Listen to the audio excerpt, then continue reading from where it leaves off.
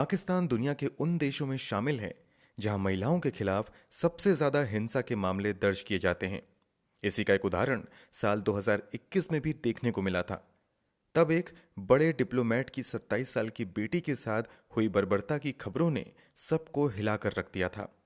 और ये बर्बरता किसी और ने नहीं बल्कि पाकिस्तान के सबसे अमीर व्यक्ति में शुमार किए जाने वाले एक बिजनेसमैन के बेटे ने की थी। दुनिया भर में इस केस की चर्चा हुई थी। हम बात कर रहे हैं नूर मुकादम केस की। तो आखिर नूर मुकादम केस के साथ क्या हुआ था? इस अपराध को अंजाम देने वाला बिगड़ैल अमीरजादा कौन था और आगे इस केस में क्या कुछ हुआ? चलिए जानते हैं सब कुछ डिटेल से इस वीडियो में।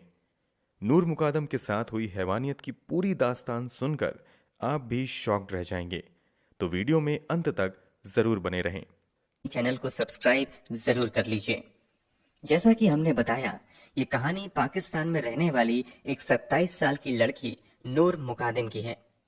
नूर मुकादम का जन्म 23 अक्टूबर 1993 को जॉर्डन की राजधानी अम्मान में हुआ था।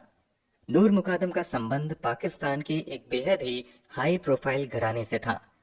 नूर मुकादम के पिता का नाम शौकत मुकादम था, जो साउथ कोरिया और कजाकिस्तान में पाकिस्तान के एम्बेसडर रह चुके थे। रिटायरमेंट के बाद शौकत अपने परिवार के साथ इन दिनों इस्लामाबाद में ही रह रहे थे। तारीख थी 19 जुलाई 2021। शौकत अपनी पत्नी के साथ सुबह सुबह शॉपिंग करने के लिए निकल जाते हैं। बेटी घर पर ही रहने की बात कहकर रुक जाती है, मगर जब शाम को शौकत शॉपिंग से वापस आते हैं तो पता चलता है कि उनकी बेटी घर पर नहीं है। शौकत अपनी बेटी को फोन करने की कोशिश करते हैं, मगर दूसरी तरफ से कोई जवाब नहीं मिलता है। कॉल का जवाब ना मिलने पर शौकत नूर को टेक्स्ट मैसेज करते हैं, मगर दूसरी तरफ से कोई जवाब नहीं मिलता है। ऐसे ही जब कुछ वक्त और बीत जाता है तो शौकत को अपनी बेटी की और ज्यादा फिक्र होने लगती है और अब वो नूर मुकादम के कुछ दोस्तों को फोन करके नूर के बारे में पता करने लगते हैं, मगर हर ओर से यही जवाब मिलता है कि नूर के बारे में उनके पास कोई जानकारी नहीं है। हर ओर से मिल रही निराशा के बावजूद शौकत और उनकी पत्नी हिम्मत नहीं हारती हैं और लगातार नूर मुकादम के नंबर पर कॉल करते रहते हैं। देर रात तक नूर के कुछ दोस्त भी उसके घर पर आ जाते हैं और सुबह तक उसके नंबर पर कॉल और टेक्स्ट मैसेज भेजते हैं, मगर कोई जवाब नहीं मिलता है। बीतते वक्त के बीच अभी ये लोग पुलिस में जाने की सोच ही रहे होते हैं कि सुबह के 10:43 पर नूर मुकादम के मोबाइल से उसकी मां के फोन पर एक वॉइस मैसेज आता है। ये वॉइस मैसेज किसी और का नहीं बल्कि नूर का ही था। इस मैसेज में नूर ने क्या कुछ अपनी मां से कहा था, वो बातें आज तक पब्लिकली सामने नहीं आ सकी। मगर इसी मैसेज के बाद नूर मुकादम की मां नूर के एक पुराने दोस्त जहीर जाकिर जफर को फोन करती हैं, मगर जहीर बात करने की बजाय फोन काट देता है। हालांकि फिर थोड़ी देर बाद यानी सुबह के 10:56 पर जहीर खुद ही अपने नंबर से नूर की मां के मोबाइल पर फोन करता है और कहता है कि मैं उस वक्त बिजी था, इसलिए आपसे बात नहीं कर पाया। जवाब में वो अपनी बेटी के बारे में जहीर से बात करती हैं। इस पर जहीर कहता है कि वो नूर के बारे में कुछ नहीं जानता है। पिछले काफी समय से नूर से उसकी कोई बातचीत नहीं हुई है। जहीर लगभग 20 मिनट तक नूर मुकादम की मां और पिता से बात करता है और फिर फोन रख देता है। इस फोन के बाद शौकत की टेंशन और ज्यादा बढ़ जाती है, क्योंकि इन लोगों को लग रहा था कि शायद नूर जहीर के घर ही चली गई होगी।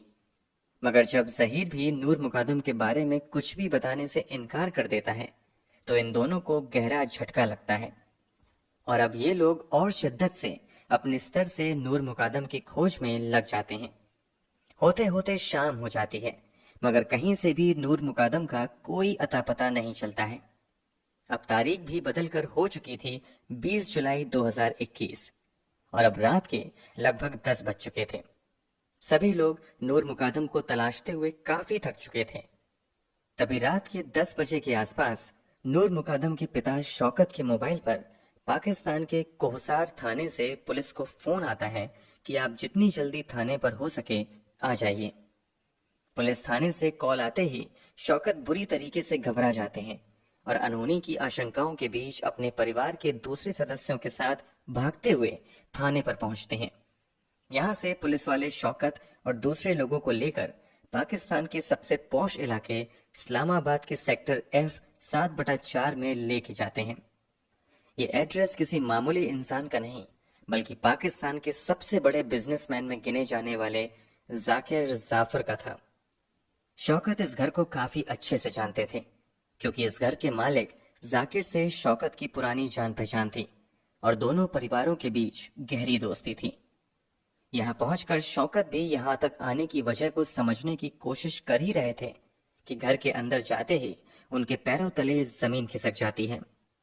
दरअसल जब पुलिस वाले शौकत को लेकर एक कमरे में जाते हैं तो वो देखते हैं कि एक कमरे में उनकी बेटी का सर काट कर दूसरी तरफ रखा हुआ है, जबकि उसका शरीर दूसरी तरफ पड़ा हुआ है। पूरे शरीर पर बुरी तरीके से चोट के निशान थे। पूरा कमरा खून से रंगा हुआ था। कमरे में एक तरफ चाकू रखा हुआ था। पास में ही एक पिस्टल भी पड़ी हुई थी। इन सब के अलावा सभी के लिए जो सबसे ज्यादा चौंकाने वाली बात थी वो ये थी कि इसी कमरे में दूसरी तरफ इस घर के मालिक जाकिर का बेटा जहीर भी फर्श पर पड़ा हुआ था, जिसके हाथ पैर बंधे हुए थे और वो गुस्से में बुरी तरीके से चीख चिल्ला रहा था। कमरे की इस हालत को देखकर वहां मौजूद सभी लोगों के पैरों तले जमीन खिसक जाती है और सभी जोर जोर से रोने चिल्लाने लगते हैं। थोड़ी देर बाद इन सभी को संभाल कर पुलिस वाले शौकत से अपनी बेटी के शव की पहचान कंफर्म करने को कहते हैं। आइडेंटिटी कंफर्म करने के बाद नूर मुकादम के शव को कब्जे में लेते हुए पुलिस वाले पोस्टमार्टम के लिए उसे अस्पताल भेज देते हैं, जबकि दूसरी तरफ कमरे में पागलों जैसी हरकत कर रहे जहीर जफर को गिरफ्तार करते हुए थाने लेकर आती है। अब हर किसी के जहन में एक ही सवाल था कि आखिर यहाँ हुआ क्या है। इसी सवाल का जवाब ढूंढने के लिए पुलिस वाले अब अपनी जांच शुरू करते हैं और फिर इस जांच में सिलसिलेवार तरीके से एक के बाद एक सभी सवालों के जवाब मिलने शुरू हो जाते हैं।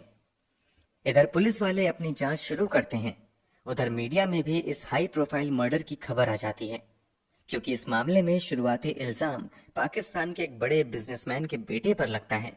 इसलिए ये बात उठने लगती है कि मामले को दबाने की कोशिश की जा रही है। यही वजह है कि मीडिया में भी इस अखबार को ज्यादा तवज्जो नहीं मिल रही है। इसी के बाद नूर मुकादम के दोस्त सोशल मीडिया पर इस घटना के बारे में जानकारी शेयर करना शुरू करते हैं और इंसाफ की ऑनलाइन मुहिम शुरू करते हैं। इसके अलावा नूर मुकादम को इंसाफ दिलवाने की लड़ाई लड़ने के लिए सड़कों पर भी पाकिस्तान की महिलाएं आने लगती हैं। धीरे धीरे ये खबर काफी तेजी से पूरे पाकिस्तान में फैल जाती है और फिर पाकिस्तान के तत्कालीन प्रधानमंत्री इमरान खान भी इस खबर पर ध्यान देने लगते हैं और पुलिस अधिकारियों को पूरी ईमानदारी के साथ मामले की जांच करने और सच्चाई की तह तक जाने का आदेश देते हैं। इसी के बाद जांच और तेज होती है और फिर रोज रोज नए खुलासे होने लगते हैं। कुछ दिनों की जांच के बाद पुलिस वाले पूरे मामले से पर्दा उठाते हैं। मामला कुछ यूं था कि जहीर पाकिस्तान के एक बड़े बिजनेसमैन का बेटा था, जबकि नूर मुकादिम भी एक बड़े डिप्लोमेट की बेटी थी। जहीर के पास अमेरिका की नागरिकता होने के साथ साथ पाकिस्तान की भी नागरिकता थी। दोनों परिवार अक्सर विदेश में ही रहते थे। न्यूयॉर्क में रहते हुए नूर मुकादम और जहीर की मुलाकात होती है और दोनों देखते ही देखते अच्छे दोस्त बन जाते हैं। वक्त के साथ इन दोनों की दोस्ती इतनी गहरी हो जाती है कि साथ जीने मरने की कस्में खाने लगते हैं। परिवार वालों को भी इन दोनों की दोस्ती से कोई एतराज नहीं होता है, क्योंकि दोनों ऊंची हैसियत वाले परिवार के थे और पहले से भी इन दोनों परिवारों में दोस्ती थी। इसलिए परिवार वाले भी इस दोस्ती को रिश्तेदारी में बदलने का ख्वाब देखने लगते हैं, मगर उनका ये ख्वाब बीतते वक्त के साथ टूट जाता है, क्योंकि जहीर बेहद ही आक्रामक स्वभाव का व्यक्ति था। इसके अलावा वो लगातार नशे किया करता था। एक समय तो इसकी स्थिति इतनी ज्यादा खराब हो गई थी कि इंग्लैंड में रहते हुए इसे नशा मुक्ति केंद्र में भर्ती करने की नौबत आ जाती है। इतना ही नहीं, जहीर पर छेड़खानी और रेप जैसे संगीन अपराध करने के आरोप भी लगते हैं। हालांकि ये अपने पिता की पहुंच का इस्तेमाल करते हुए किसी तरह से बच निकलता है। बीते वक्त के साथ रिश्ते सुधरने की बजाय और ज्यादा बिगड़ जाते हैं। जहीर का पागलपन भी बढ़ जाता है। इसका नतीजा ये होता है कि ब्रिटेन की गवर्नमेंट द्वारा जहीर को धक्के मारकर ब्रिटेन से निकाल दिया जाता है। इसी के बाद जहीर 2019 में वापस पाकिस्तान चला आता है। इसके बाद वो कभी भी पाकिस्तान से बाहर नहीं जाता है। इसी बीच नूर मुकादम भी पाकिस्तान आ जाती है और वो भी यहीं अपने माता पिता के साथ रहने लगती है। क्योंकि नूर और जहीर का रिश्ता पहले ही काफी बिगड़ चुका था, इसलिए पाकिस्तान जाकर भी ये दोनों एक दूसरे से ज्यादा कांटेक्ट नहीं करते हैं। मगर बीतते समय के साथ एक बार फिर से दोनों पुराने गिले शिकवे भुलाकर फिर से दोस्ती का हाथ बढ़ाते हैं। 2021 आते आते इन दोनों के रिश्ते कुछ सुधरते हैं और दोनों के बीच फोन पर बातचीत का सिलसिला शुरू हो जाता है। हालांकि ऐसा लंबे समय तक नहीं चल पाता है और एक बार फिर से इन दोनों में बातचीत बंद हो जाती है।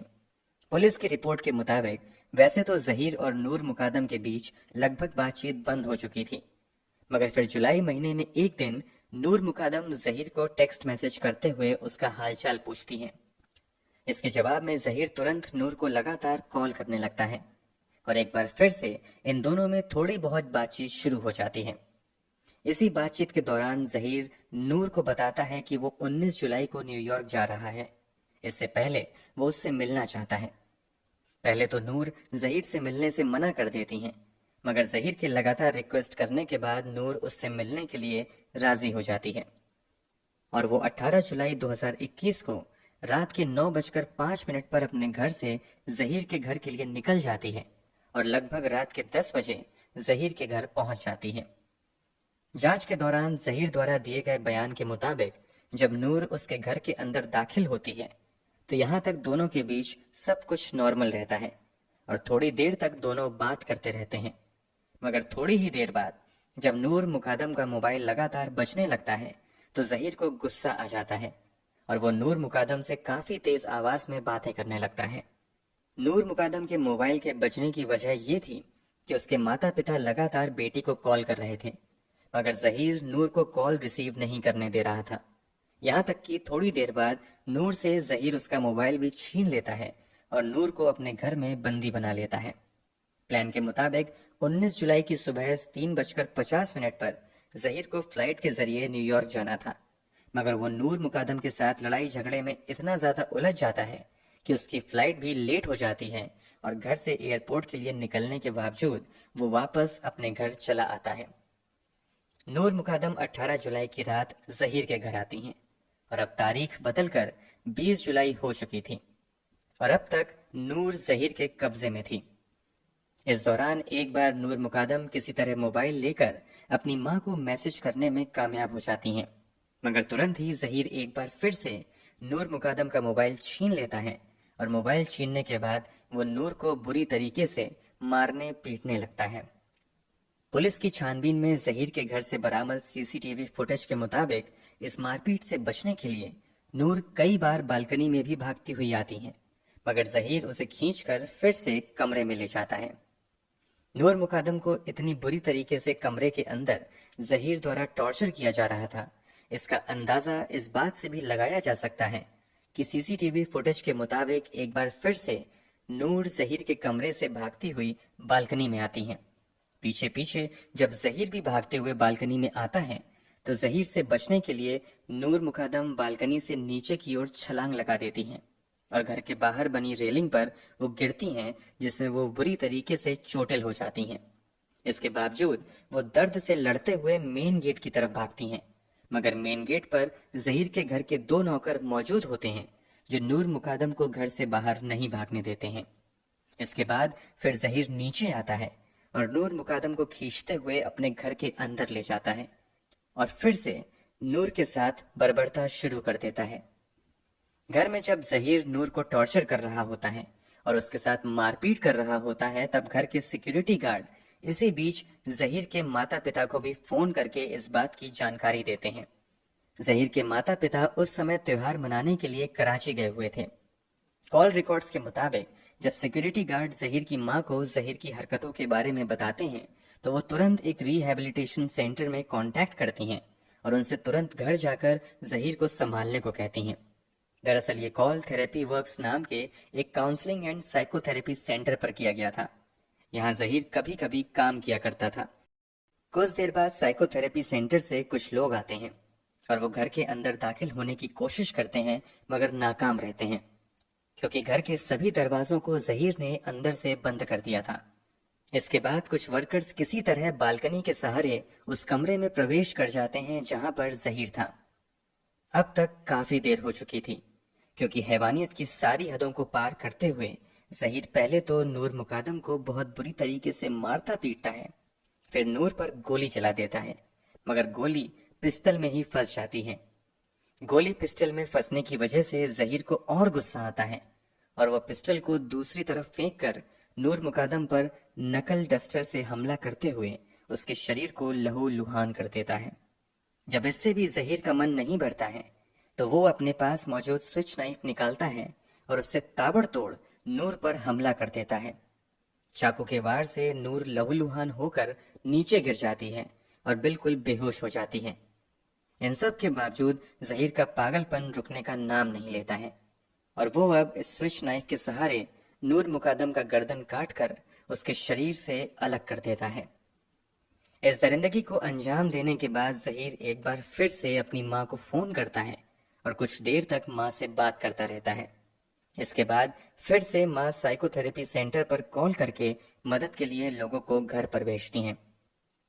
जब साइकोथेरेपी सेंटर के लोग घर में किसी तरह एंटर करते हैं तो जहीर को लगता है कि इन लोगों को नूर मुकादम के घर वालों ने भेजा है, इसलिए जहीर उन लोगों पर भी हमला कर देता है, जिसमें एक शख्स बुरी तरीके से घायल हो जाता है। बाद में उसे भी हॉस्पिटलाइज्ड करने की नौबत आ जाती है।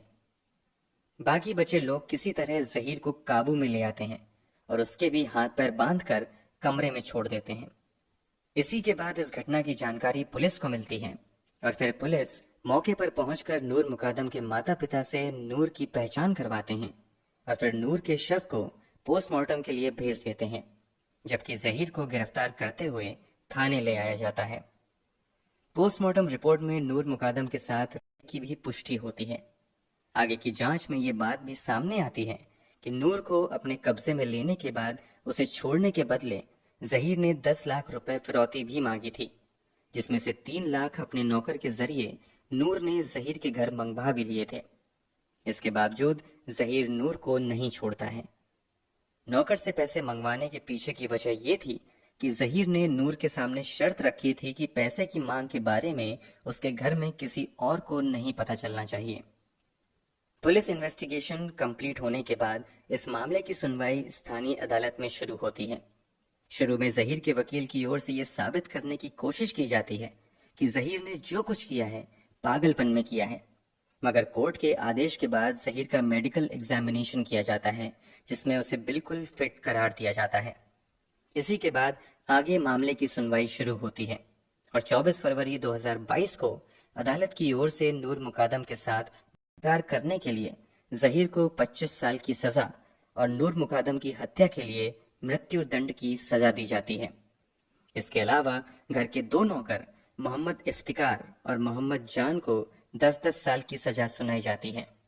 ये दोनों वही नौकर थे जिन्होंने नूर मुकादम को घर से भागने से रोका था। कोर्ट की ओर से टिप्पणी भी की जाती है कि अगर इन दोनों ने नूर को भगाने दिया होता तो शायद उसकी जान बच जाती। इस मामले में पुलिस की ओर से साइकोथेरेपी सेंटर के लोगों को भी गिरफ्तार किया जाता है और उन पर आरोप लगता है कि उन्होंने जहीर की मदद करने के लिए कई अहम सबूत को नष्ट करने की कोशिश की। इसके अलावा समय पर पुलिस को भी जानकारी नहीं दी, इसलिए इन लोगों पर भी कई धाराएं लगाई जाती हैं, मगर अदालत से साइकोथेरेपी सेंटर वालों को केस से बरी कर दिया जाता है। पुलिस ने नूर मुकादम की हत्या होने के बाद जहीर के माता पिता को भी गिरफ्तार किया था। उन पर आरोप लगा था कि इन लोगों ने वक्त पर पुलिस को जानकारी नहीं दी, जबकि घर के सिक्योरिटी गार्ड द्वारा बहुत पहले जहीर की हरकतों के बारे में इन दोनों को फोन करके बता दिया गया था। अदालत की सुनवाई पूरी होने के बाद जहीर के माता पिता पर भी कोई ठोस आरोप साबित नहीं हो पाते हैं और इन्हें भी बरी कर दिया जाता है। निचली अदालत द्वारा सुनाई गई सजा के खिलाफ नूर मुकादम के पिता इस्लामाबाद हाई कोर्ट में अपील करते हैं, जहां हाई कोर्ट से मांग की जाती है कि आरोपियों को सख्त से सख्त सजा दी जाए। इसी के बाद पूरी सुनवाई होने के बाद 13 मार्च 2023 को हाई कोर्ट द्वारा जहीर को निचली अदालत द्वारा दी गई 25 साल की सजा को भी मृत्यु दंड में बदल दिया जाता है। हाई कोर्ट द्वारा कुल मिलाकर जहीर को डबल डेथ पेनाल्टी दी जाती है। इस केस की मौजूदा स्थिति के बारे में बात करें तो जहीर जफर ने इस्लामाबाद हाई कोर्ट के फैसले के खिलाफ अब पाकिस्तान के सुप्रीम कोर्ट में अपील की हुई है, जहां मामले की सुनवाई चल रही है। दोस्तों, वैसे तो सजा देने का काम अदालत का है, मगर आपके अनुसार जहीर जफर को क्या सजा मिलनी चाहिए? कमेंट बॉक्स में जरूर बताएं। अगर आपको हमारी मेहनत पसंद आई हो तो इस वीडियो को लाइक करते हुए शेयर भी करें। अगर आपने अब तक इस चैनल को सब्सक्राइब नहीं किया है तो जल्दी से चैनल को सब्सक्राइब कर बेल आइकन भी दबा लें। क्राइम की दुनिया से जुड़ी ऐसी ही कहानियों के लिए लगातार हमारे साथ जुड़े रहें। धन्यवाद।